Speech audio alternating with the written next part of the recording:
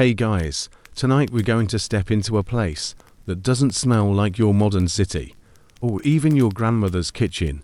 The she's burned toast, it smells like power, fear, and a little too much incense. Picture this, you're walking through the marble colonnades of the Roman Forum, and in the year 67 AD the midday sun spills across the white stone, making it almost too bright to look at without squinting. The air is thick with the mingled aromas of frankincense from nearby temples, the dry dust kicked up by sandaled feet, and the sharp tang of imported spices clinging to the merchants' stalls. You pass traders hawking pepper from India, cinnamon from Arabia, and the kind of perfumes that would cost you a year's wages just for a sniff. So, before you get comfortable, take a moment to like the video and subscribe, but only if you genuinely enjoy what I do here. And hey, let me know in the comments where you're listening from and what time it is there. Now, dim the lights, maybe turn on a fan for that soft background hum, and let's ease into tonight's journey together. You're not expecting anything unusual. Rome is always full of noise, color, and drama. Street performers juggling, lawyers shouting in the basilicas, priests chanting to their gods. But today, the forum's usual hum is threaded with something heavier, a ripple in the crowds. Attention. Heads turn as one, like stalks of wheat bending in the same sudden wind. And then you see why. Nero, the emperor himself. You've heard 100 stories about him, how he plays the lyre, how he races chariots, how he sometimes performs on stage like some common entertainer.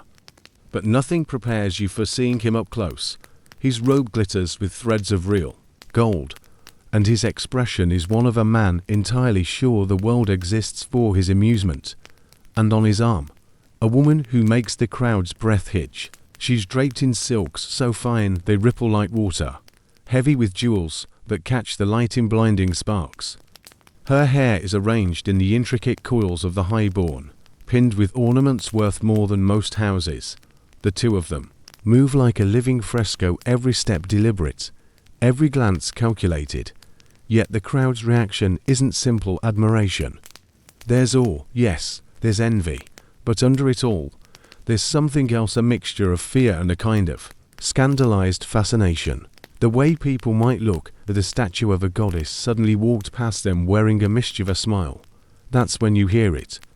A whisper from somewhere behind you, low but urgent, the sort of thing that carries farther because it's meant to be secret. That woman. She was once a boy. His name was Sporus. You freeze. You've heard of strange imperial indulgences before. Emperors are famous for their excesses, but this. The words hang in the air like the toll of a distant bell.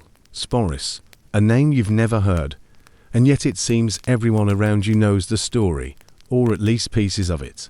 Faces tilt closer together.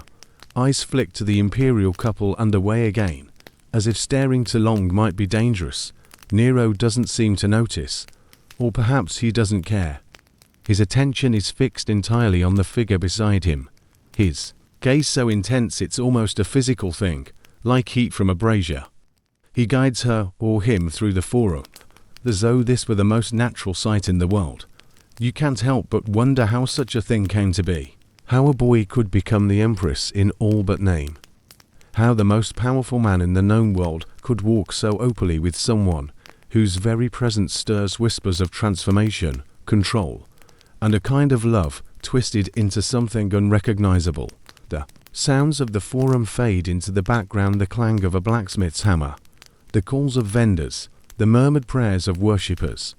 Your mind is already leaving this sunlit square, drifting backwards in time, seeking the beginning of this story.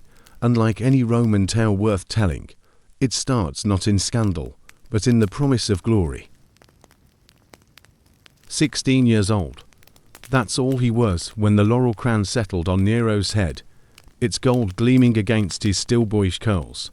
You imagine the weight of it, not just the metal, but the empire it represented. 60 million souls stretched across continents, a world stitched together by roads, trade, and the iron will of Rome.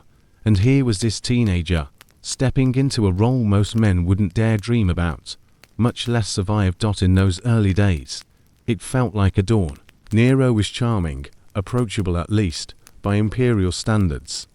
He reduced taxes, a move that made merchants smile and senators grit their teeth. He sponsored games in the Circus Maximus that left the crowds hoarse from cheering. He even took the stage himself, strumming a lyre and reciting poetry, which scandalized the upper classes but delighted the people. You could say he was Rome's first celebrity emperor. Centuries before social media could have made him insufferable. Historians still argue whether this generosity was genuine or a clever performance, but in those first years, optimism ran high. He walked among the people more than his predecessors, listening, at least pretending to listen to their troubles. He dined with actors, conversed with philosophers, and sometimes paused his chariot just to toss coins to children in the streets. The man seemed incapable of the paranoia and cruelty that had tainted so many before him, and yet, a throne is not a seat for long-term innocence. There's a certain kind of loneliness that comes when you're the only person in an empire no one dares contradict. Imagine every laugh around you being half a beat too quick, every compliment just slightly oversweet, every nod of agreement hiding a calculation. It's like living in a room full of mirrors, but never seeing your true reflection. Nero's mother, Agrippina the Younger, was a constant presence, a presence as warm and loving as a dagger under your ribs. She'd maneuvered him onto the throne, and she never let him forget it. At banquets, she sat beside him, whispering advice into his ear, if she was still the one ruling. When he made decisions without her, she bristled. When he began to edge away from her control, the tension grew thick enough to be cut with a bread knife. And in Rome, where bread and circuses kept the mob fed and entertained, that knife was always close at hand. The young emperor's charms started to fray under pressure. The Senate was full of older men who'd seen rulers rise and fall, and they treated him like a boy playing with a sword, dangerous, but not yet skilled. He compensated with spectacle, more games, more performances, more grand gestures to remind them he was the one wearing the purple. There's a fringe account, probably exaggerated, that in those days, Nero sometimes disguised himself to wander the streets at night, not to hear the people's honest thoughts, but to stir up trouble for his own amusement. Knocking over market stalls, picking fights in taverns, even breaking into homes. The next morning, the city would wake to the news that the emperor himself had been out among them, whether true or not. The story reflects the strange mix of boyish impulsiveness and growing arrogance that marked this period, but under the games and music, cracks began to show. Agrippina's influence was waning, but, not quietly, senators plotted in whispers. The Praetorian Guard watched for signs of weakness, and Nero, still barely into adulthood, began to realize that kindness in Rome could be read as weakness, and weakness could be fatal. It's easy to look back now and say the seeds of madness were already there, that the same man who would one day walk through the forum with Sporus was already forming in these early years. But in the moment, you might have seen just a young ruler trying to be liked, trying to please everyone, not yet understanding that an emperor who tries to please everyone will eventually fear everyone. And fear has a way of reshaping a man faster than any crown. She arrives in the story like a change in the weather. One moment, the imperial court is a place of marble corridors, political etiquette, and the measured gossip of old senators. The next, it's crackling with an energy that makes everyone sit up straighter. Her name is Paparia Sabina, and she knows exactly what she's worth. You've heard of beautiful women before. Rome thrives on them, the way bread thrives on yeast, but Paparia isn't just beautiful. She's luminous in a way that makes even the mosaics on the palace floors look a little dull. Her skin is said to glow without a single trace of the heavy lead-based powders other women rely on. Her hair is a cascade of gold, carefully arranged, yet with just enough deliberate looseness to seem effortless. And her eyes, well, they don't just look at you, they weigh you, as though measuring exactly how much you're worth to her plans. Historians still argue whether she genuinely loved Nero, or simply saw in him the most powerful stepping stone.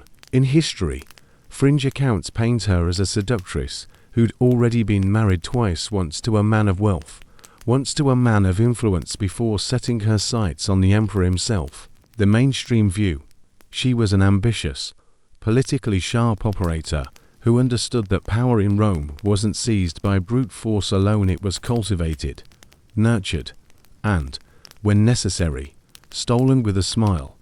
The first meeting between Nero and Poppaea isn't recorded in detail, but imagine the scene: the emperor still young, still eager to impress, his mother's shadow still long over him.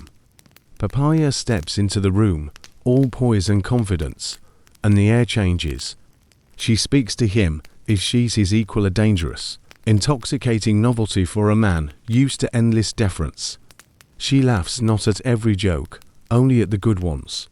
She makes eye contact without flinching, even when his gaze lingers a little too long. You've seen this kind of dynamic before, even in modern times, when someone who's used to controlling the room suddenly meets a person who refuses to be controlled. It's electric, and in Nero's case, it's addictive, but Poppaea isn't reckless. She doesn't rush. She positions herself in Nero's life like a chess piece placed 3 moves ahead. Her appearances at court functions become more frequent. Conversations with the emperor grow longer, more private. She listens when he complains about senators, about his mother, about the suffocating traditions that bind him. She agrees in the right places, challenges him in just enough to seem fearless, and flatters him in ways that make him feel seen rather than worshipped, and it works. Soon, whispers circulate through the palace about the glances they exchange, across banquets, about the way Nero's mood seems lighter when she's near, the kind of whispers that both feed off the city's hunger for scandal.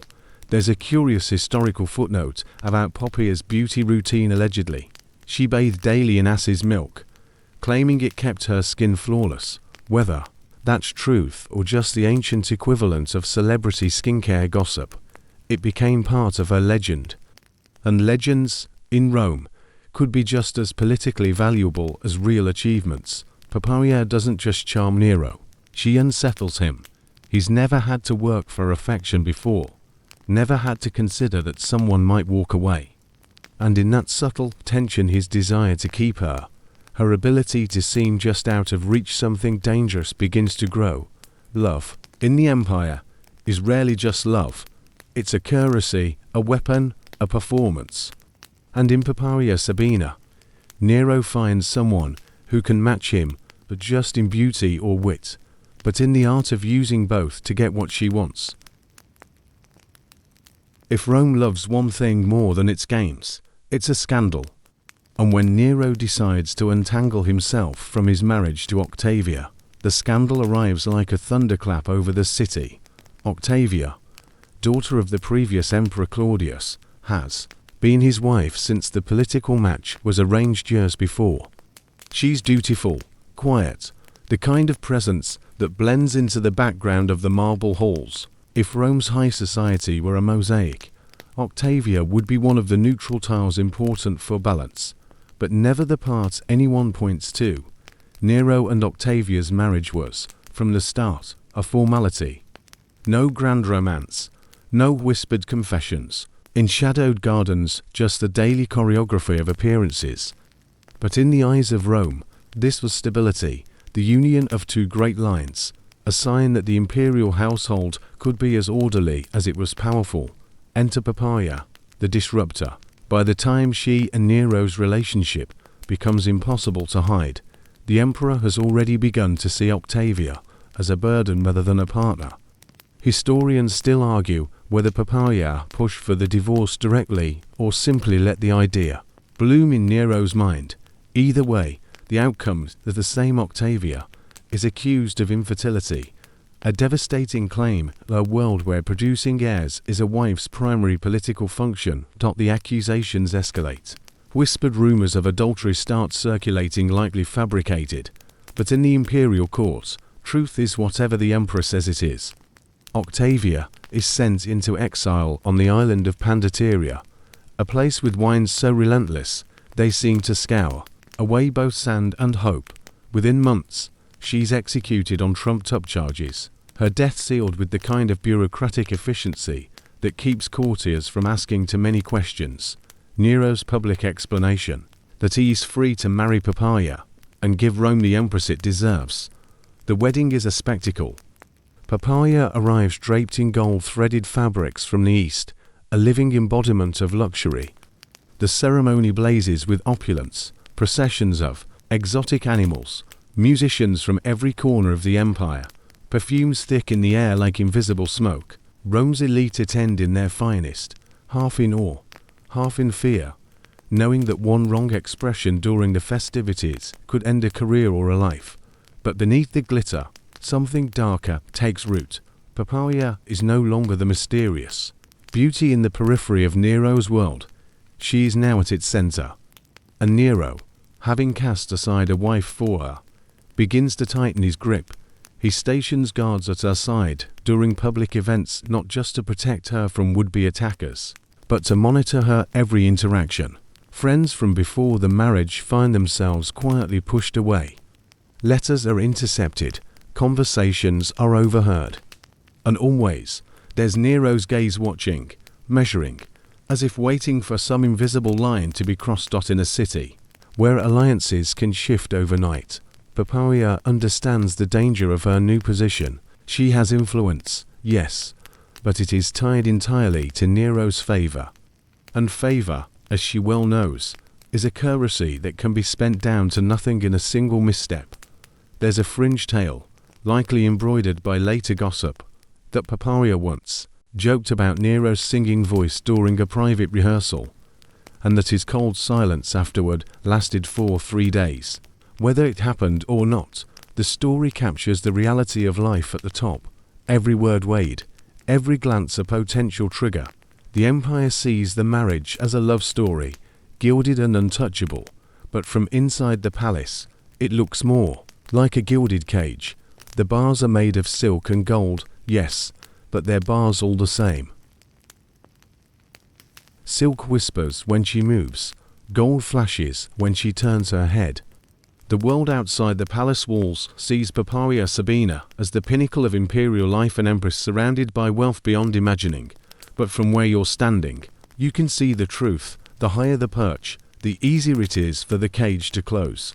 The gifts come in a constant stream. Bracelets from India set with gems so bright, they seem to glow in the lamplight. Dresses of Chinese silk so fine they could pass through a signet ring. Amphory of Arabian myrrh, thick and sweet, filling the air of her chambers until it's almost suffocating.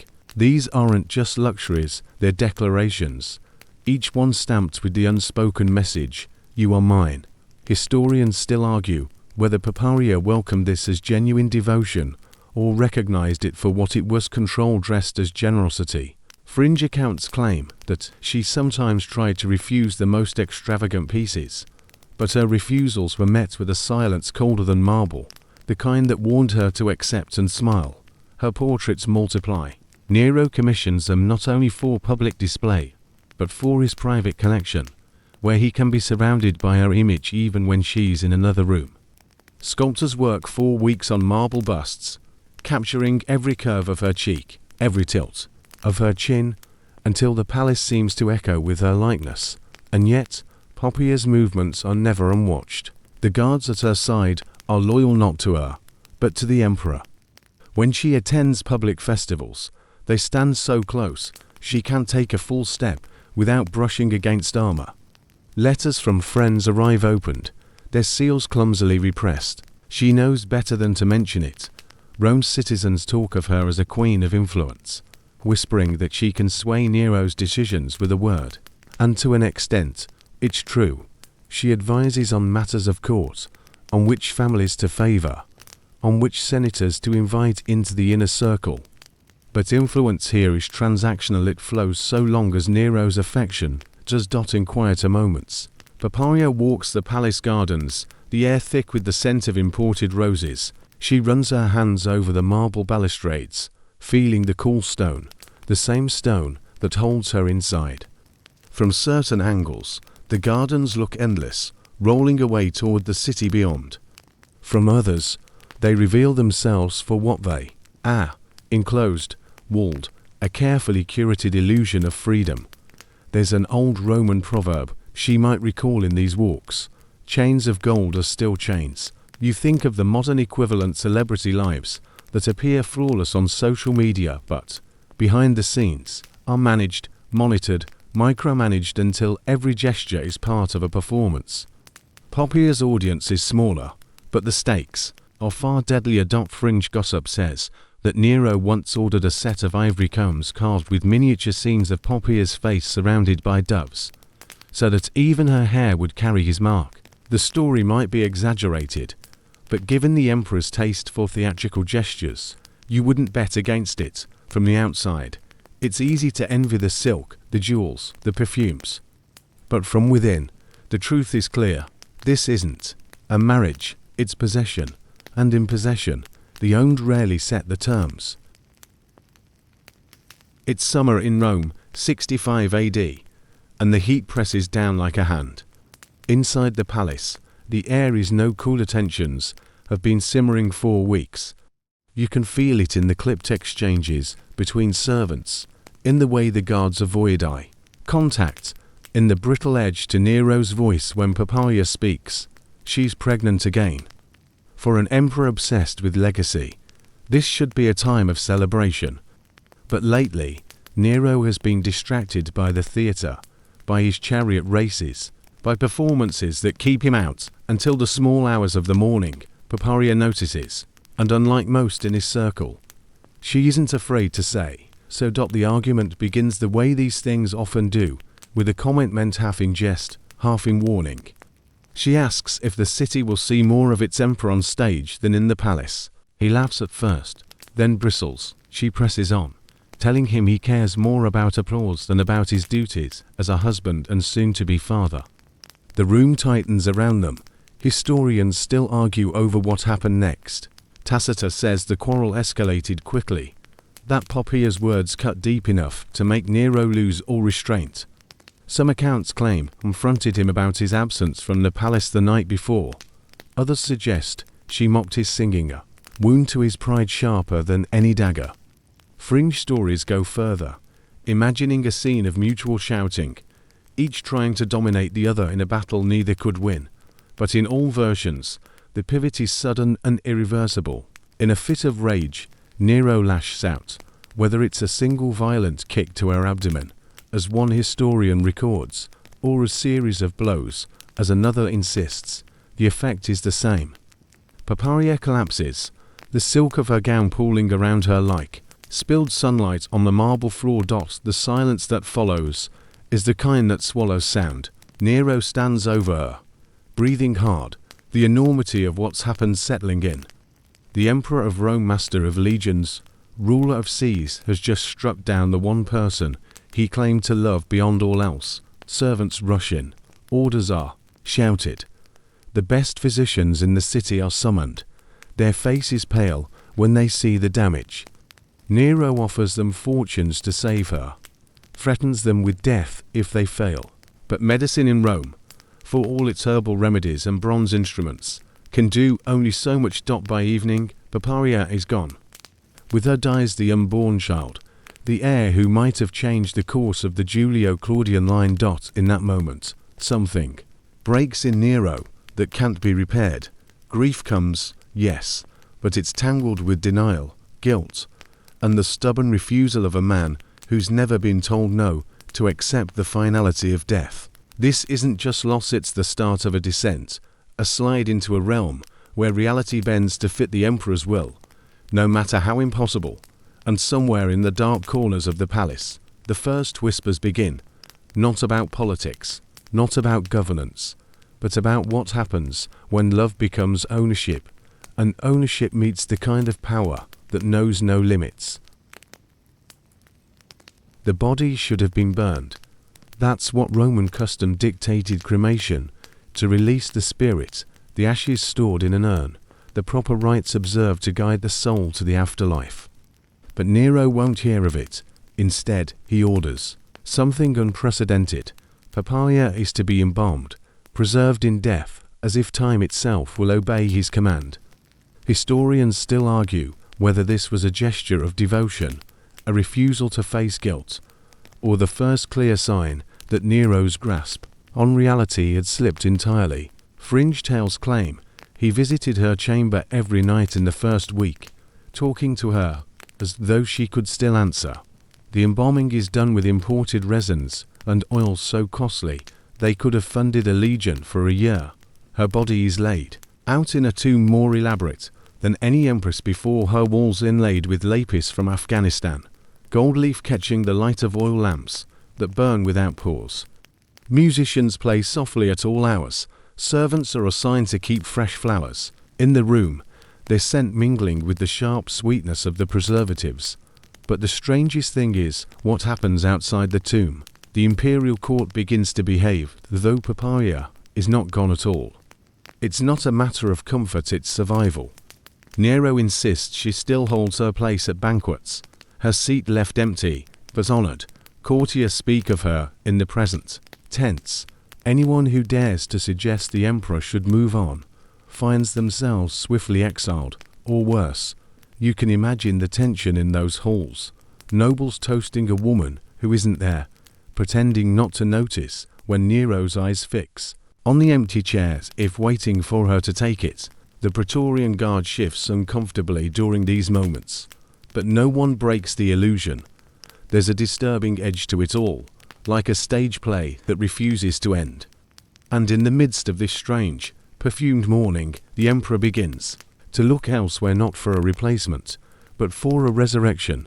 Somewhere in the palace, among the ranks of freedmen and attendants, there is a face he cannot ignore, eyes shaped like hers, the same delicate lines of cheek and jaw. And in Nero's grief-twisted mind, this is no coincidence. It is a sign. Soon, the court will understand just how far he is willing to go to keep the dead alive. You first notice him in the periphery, a boy of about 14, maybe 15, moving through the palace with the quiet precision of someone who's learned that being noticed can be dangerous. His name is Sporus, born into slavery within the Imperial household. He was freed as a child, an unusual privilege, and given an education that prepared him for trusted service. In another life, he might have managed estates, overseen correspondence, maybe even advised on minor legal matters. But this life has other plans. It happens in a moment that feels almost staged. Nero sees him across a courtyard. Perhaps Sporus is delivering documents. Perhaps he's simply walking to his quarters. The emperor stops mid-conversation, eyes narrowing not in suspicion, but in recognition of something impossible. The boy's eyes, the set of his mouth, the fine lines of his cheekbones. They are pop ears. Historians still argue over whether the resemblance was truly striking, or whether Nero's grief-filled mind saw only what it wanted to see. Fringe theories suggest that someone in the palace, desperate to soothe the emperor's mourning, deliberately positioned Sporus where Nero would notice him. But the effect is the same. In Nero's mind, this is no mere freedman. This is an echo, a fragment of the woman he's lost. In Roman thought, physical resemblance could hint at spiritual connection. To Nero, the boy's face might have seemed a message from the gods or from Papaya herself. And once that idea took root, there was no dislodging it. Sporus doesn't yet understand the shift. One day, he's just another palace servant. The next, the emperor is speaking to him with an intensity that makes everyone else in the room look away. Nero asks questions that seem harmless on the surface. Where are you from? Who are your parents? What do you do in the palace? But the undercurrent is already there. And then comes the summons. Sporus is brought to Nero's private chambers. The air is heavy with incense, the kind that masks other smells. Guards stand outside. Inside, the emperor studies him in silence, as though comparing him to a memory only he can see. When he speaks, it's not to ask permission, it's to announce intent. From that day, Sporus is rarely out of sight. He dines in rooms where no other freedman would be invited. He's given clothes finer than any he's worn before, though they're still modest by Imperial standards. And behind closed doors, whispers spread among the staff. The Emperor has found a way to bring back his Empress. Sporus doesn't yet know what that means. But he will, and soon. The resemblance that once seemed like a harmless coincidence will become the most dangerous thing about him. There are moments in history when a single decision changes the course of a life so completely. It's as though a door slams shut behind you and all the light goes with it. For Sporus, that moment comes when Nero decides the resemblance isn't enough. If the boy is to be Papaya reborn, then his body must match her image permanently. In the logic of a man who believes himself above mortal limits. This isn't cruelty. It's correction. Historians still argue over the exact instructions Nero gave his physicians, but the outcome is clear. Sporus is to undergo surgery that will erase the most obvious sign of his masculinity. This isn't medicine. It's transformation by imperial decree. Roman surgical practices were crude by modern standards, bronze and iron instruments sterilized only by wine or boiling water. Anesthesia limited to herbal concoctions that dulled pain but didn't eliminate it. The risk of infection alone was enough to make any sane surgeon hesitate. But when the Emperor commands, hesitation is dangerous. Fringe accounts suggest that the operation took place in a specially prepared chamber within the palace, its windows shuttered to keep out both light and gossip. Sporus would have been restrained, not out of malice, but necessity. The human body resists such violation instinctively. The smell of heated metal, the sharp tang of vinegar, or myrrh used to clean wounds, the murmured instructions between physicians, all of it seared into his memory alongside the pain. When it's over, Sporus is left weaker, bandaged, and confined to bed. The healing will take weeks, maybe months. Every movement is a reminder of what's been taken. Servants attend him constantly, not out of compassion, but to ensure he survives. The Emperor's project must not fail, and while his body recovers, the next phase begins. Nero's attendants arrive with fabrics, with jewelry, with cosmetics. Tailors take his measurements, murmuring about the drape of silk over his frame. A new wardrobe is commissioned, not garments for a freedman, but gowns fit for an empress. Sporus isn't asked if he wants them. He isn't asked anything at all. In a palace where even senators tread carefully, what chance does a young freedman have to refuse the will of a man who can have anyone executed with a word? The surgery has closed one door. The clothing and the lessons to come will close the rest. And somewhere in Nero's mind, the boundary between memory and reality blurs further. Soon, he will no longer be introducing Sporus to others.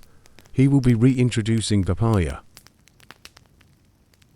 The transformation isn't just in the body, it's in every gesture, every sound, every detail that tells the world who you are. Or, in Sporus's case, who you are supposed to be. The lessons begin as soon as he can stand without wincing. Tutors arrive daily, their faces carefully neutral, as if this is just another imperial duty and not the dismantling of a human being.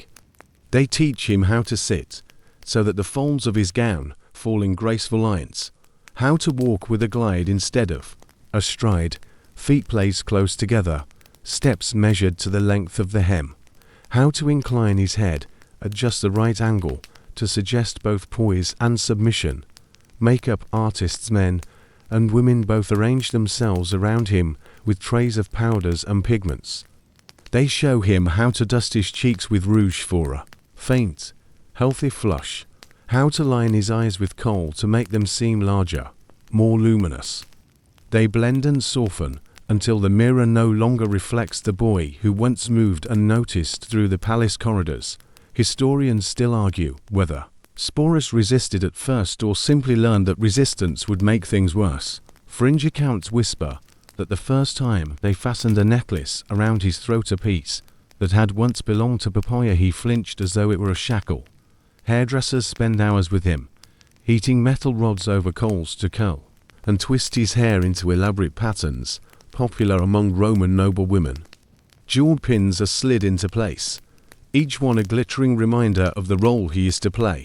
The smell of singed hair mingles with the scent of perfumed oils, cloying and constant. Then come the voice coaches.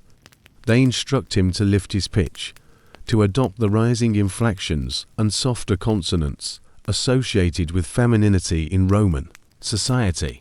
They correct him when his voice slips into its natural register, as if every note carries the risk of revealing the truth. Speaking becomes a performance, each sentence a balancing act. Clothing fittings are endless. Imperial seamstresses work with bolts of imported silk, adjusting seams to disguise what the surgery couldn't erase. Some gowns are designed to echo those Papyria once wore, so that even in public, the illusion is unmistakable. Each layer tunic, stola, pallies a piece of armor in this strange, one-sided war. And all the while, Sporus learns to measure his expressions, to smile when Nero looks his way, to feign interest when courtiers recount tedious gossip, to laugh softly at jokes that aren't funny. Every glance, every tilt of the head is calculated to keep the fiction alive. There's a point, perhaps, when the line between acting and being begins to blur, not because Sporus forgets who he was, but because the role demands every waking moment. In the palace, mirrors hang in nearly every room, and each reflection shows him the same stranger. It's a reminder, over and over, that his original self has been locked away, hidden behind silks and gold, and that the key is forever out of reach. In another world, he might have grown into a man with his own ambitions. Here, he's growing into a ghost that walks in daylight. Spring of 67 AD arrives, and with it, the wedding no one can quite believe is happening, though in the palace, disbelief is something you keep to yourself if you value your position or your life. The date is chosen to align with a cluster of religious festivals, giving the ceremony a kind of divine legitimacy. Nero spares no expense. Couriers race across the empire to summon musicians from Greece, dancers from Egypt, and rare delicacies from every corner of Rome's reach. The city hums with anticipation, and unease whispers dart through the forum, wallows at dusk. The palace's largest hall is transformed. Imported flowers lily from Africa, roses from Syria spill over marble urns. Thousands of oil lamps bathe the room in a golden glow that smooths every wrinkle, softens every shadow. The air is so heavy with scent that breathing feels like sipping warm honey. Sporus's entrance is timed to perfection. He appears in a gown of pale gold silk that catches the lamplight as if the fabric itself were lit from within. Jewels some, once worn by Papyria, glitter at his throat and wrists. His hair is a meticulous crown of curls, pinned with ornaments shaped like doves. To anyone glancing quickly, he's the Empress reborn. Historians still argue whether the ceremony followed the exact rituals of a Roman wedding or a modified version to suit Nero's theatre-loving sensibilities. Fringe accounts suggest he insisted on every traditional vow, every symbolic gesture, as though ticking boxes could make the union real. They join hands in the dextrum junctio, share a piece of sacred bread, and sign documents that make the marriage official in the eyes of the empire. The guest senators, generals, foreign envoys play their parts flawlessly. They offer congratulations, present gifts, and keep their eyes carefully neutral. But beneath the veneer, the atmosphere is taut. The Praetorian Guard stands at the edges, silent and watchful, while courtiers exchange quick, unreadable glances. Everyone knows they are witnessing something unprecedented and deeply unsettling. Nero, however, is radiant. He addresses Sporus by Papyr's name without hesitation, speaking of shared memories that never happened. When he raises a toast, it's not to his new wife, but to the return of the woman he lost. The words hang in the perfumed air like a command. No one dares to challenge. As the night wears on, musicians play until their fingers ache, dancers spin until the air itself seems to shimmer, and the wine flows like a river through the crowd. Outside, the city's poorer districts celebrate in their own way. lighting torches and sharing rumors about the strange wedding in the palace. Some think it's a sign of imperial decadence. Others whisper it's proof that Nero's power is so absolute he can bend reality itself. When the festivities finally end, Sporus is escorted to his new quarters' private rooms within the palace, complete with his own staff and guards.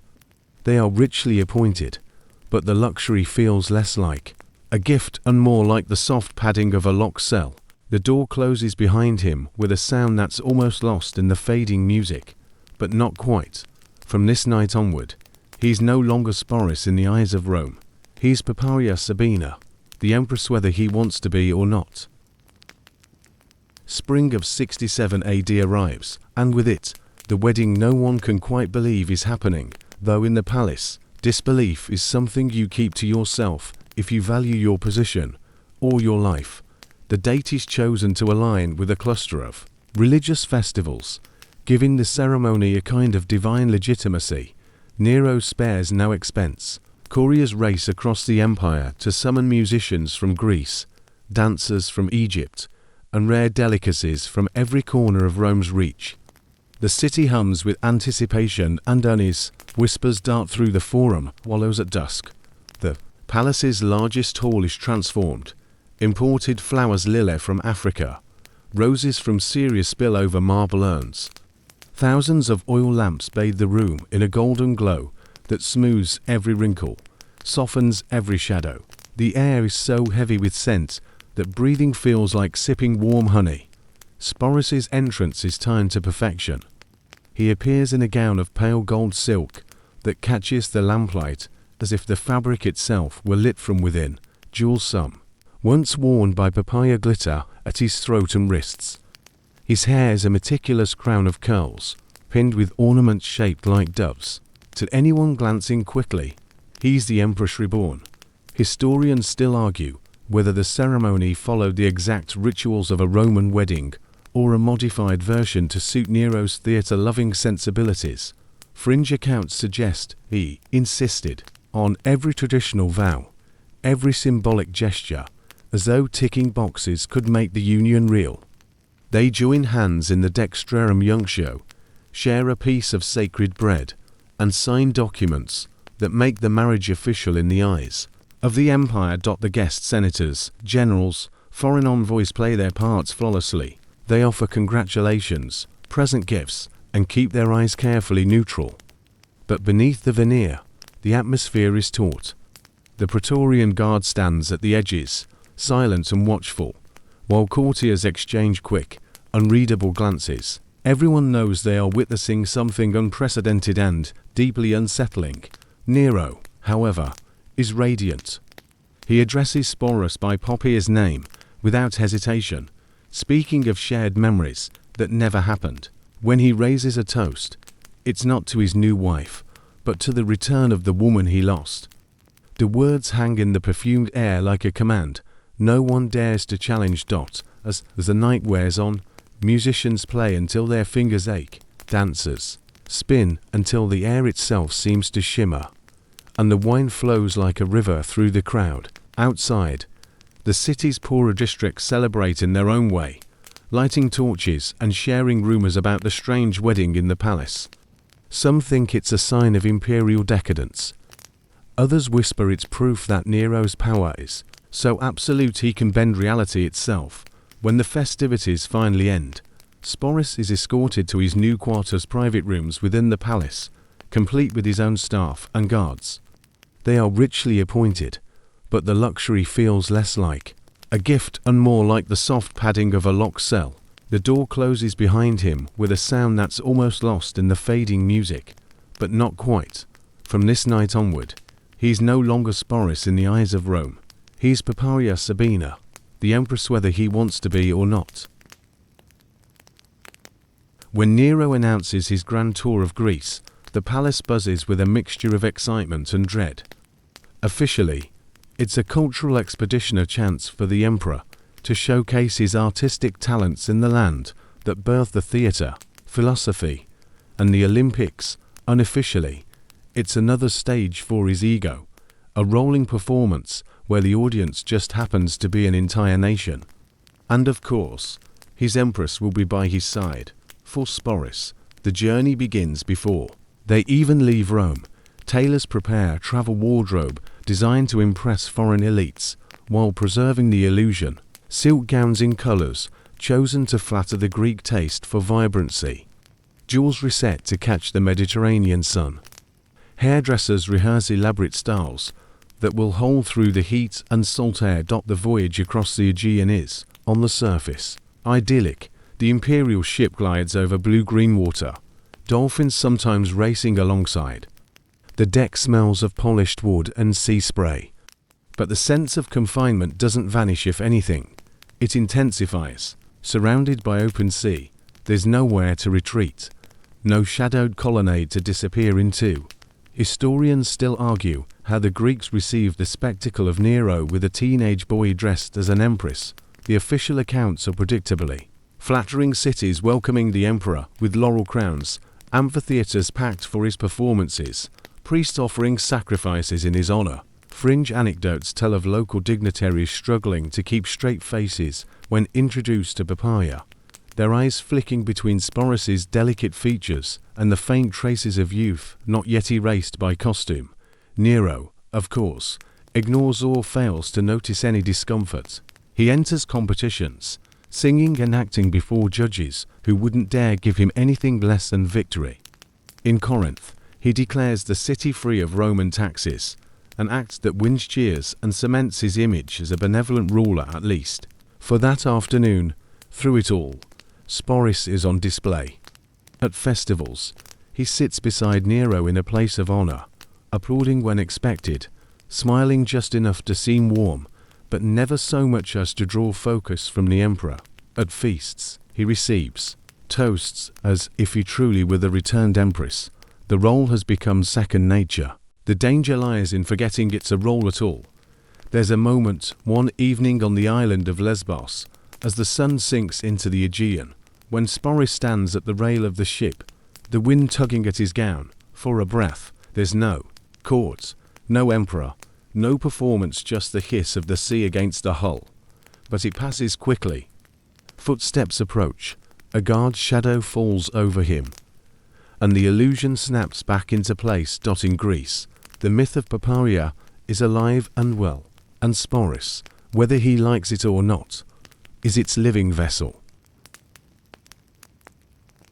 By the spring of 68 AD, the applause in Greece is fading, replaced by the low, dangerous hum of unrest. Back in Rome, governors and generals are no longer content to indulge the emperor's theatrical whims. Provinces stir with rebellion. The Senate mutters in corridors. Even the Praetorian Guard, the very shield of imperial power, begins to shift its loyalties. Nero returns from his grand tour to find the city colder toward him than he left it. News arrives in a drip of bad omens. Gaius Julius Vindex in Gaul has raised the standard of revolt. Servius Sulpicius Galba in Hispania is gathering support. Each report feels like a crack running through marble, small at first, but widening fast. Historians still argue whether Nero grasped the seriousness of the threat or believed, until the end, that his charm and authority could smother it. Fringe accounts say he toyed with the idea of performing in the Forum to rally the people, an idea even his closest allies quietly discouraged. And through all this, Sporus remains at his side. The empress attends hurried meetings, banquets, with thinned-out guest lists, and private councils where the wine flows more heavily than the conversation. The atmosphere in the palace shifts, laughter feels brittle, and courtiers move like actors in a tragedy. They already know the ending. Then comes the final blow. The Praetorian Guard, seeing where the winds are blowing, declares its support for Galba. The Senate follows, branding Nero a public enemy. Overnight, the Emperor of Rome becomes its most hunted man. Nero flees the city with a handful of loyalists, Sporus among them. They ride hard into the countryside, dust caking their cloaks, the air heavy with the scent of late spring flowers that feel absurd against the tension. Every farmhouse they pass, every village they skirt could hide an informant or a would-be assassin. They take refuge in a villa outside Rome, the kind of place that would once have hosted languid summer parties. Now its gardens are silent except for the nervous clatter of hooves at the gate. Inside, Nero oscillates between desperate planning escape to Parthia, perhaps, or Egyptian moments of paralyzing fatalism. He orders a grave dug, then orders it filled in. He asks his companions to rehearse his death with him, as if staging a final performance. In the end, the decision is forced. News comes that armed men are approaching. Facing capture and humiliation, Nero chooses suicide, aided by a secretary's hand. Sporus is there when it happens, and whatever his feelings toward the man who remained and imprisoned him, the moment marks the collapse of the world he has inhabited for the past 2 years. The emperor is gone. The protection, if it can be called that of his obsession, is gone with him. And in the silence that follows, Sporus is left in a dangerous vacuum, a living relic of a reign everyone now wants to forget. The villa feels emptier without Nero, but not in a way that brings relief. Outside its walls, Rome reshapes itself overnight. Galba takes the throne, and with him comes a wave of recalculation, senators shifting alliances, generals swearing, new oaths, courtiers burning letters that could be read the wrong way. In this new order, Sporus is less a person than a problem. To some, he's a trophy, a reminder of Nero's excesses, proof of the old emperor's decadence and madness. To others, he's a liability, a living embarrassment who carries the face and name of Papaya, and by extension, a dangerous connection to the past. It doesn't take long before he is claimed, first by an invidious Sabinus, a Praetorian prefect, who seems to believe that inheriting Nero's empress will bolster his own authority. Sporus plays the part. What else can he do? But the performance feels hollower now, stripped of the strange, delusional devotion that once surrounded it. Sabinus falls, and Sporus passes into the hands of Otho, who treats him in much the same way. The title, the clothing, the jewelry, all remain, but the audience has changed. Now, when senators toast Papaya, there's an edge of mockery to their voices. What was once an emperor's fantasy has become a parlor curiosity. When Otho's brief reign ends in blood, Vitellius rises, and with him comes the final, most brutal chapter. The new emperor is said to enjoy cruel entertainments, and in Sporus, he sees an opportunity, a piece of living theatre for the Colosseum. The plan, according to fringe accounts, is a grotesque reenactment of a mythological tale, one in which Sporus will be publicly humiliated before a roaring crowd. For Sporus, the choice is stark: endure this final degradation, or take the only decision that still belongs to him. Historians still argue over the exact method. Some say poison, others a concealed blade, but all agree on the outcome. Before the spectacle can take place, Sporus ends his own life. He's no more than 20 years old. The man who began life as a boy in the Imperial household, who was remade into a reflection of someone else's memory, who lived and moved as a shadow in silk, finally steps out of the role, not by escaping, but by refusing to play it any longer. There's no tomb for him, the style of Poppaeus, no preserved likeness in marble. His story survives in fragments, written by historians more interested in Nero's absurdities than in Sporus's humanity. But if you listen closely, you can still hear what it says about power, control, and the slow erasure of self. And maybe that's the quiet defiance he leaves behind, that even after 2,000 years, his name is still spoken, and the details still stink. Asterisk asterisk. So here we are, at the end of a long road paved with marble and shadows. You've walked the forum in the midday sun, sat through banquets thick with the scent of myrrh, and sailed the Aegean beneath skies so wide they felt endless.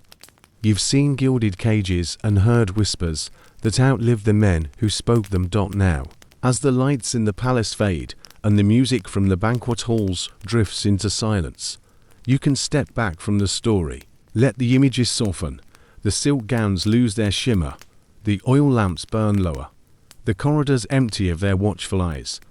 Even the echoes of footsteps fade into something gentler, Like the hush of the sea against a quiet shore, breathe in, slow and steady. Imagine the night air over Rome cooler now, carrying the faint scent of cypress and distant cooking fires. Somewhere in the city, a fountain murmurs to itself. The streets are emptying. The world, for a moment, is still. Let the names and dates drift away, leaving only the feeling that history is made up of people, and people are fragile, stubborn, and sometimes braver than they know. Sporus's life was shaped by forces he could not control, but in the end, his choice was his own. You can set the story down now. Let the marble colonnades fade. Let the gold dull. Let the stage curtains fall. Somewhere beyond the reach of emperors and crowds, the night is waiting quiet, steady and safe. Close your eyes to it and rest.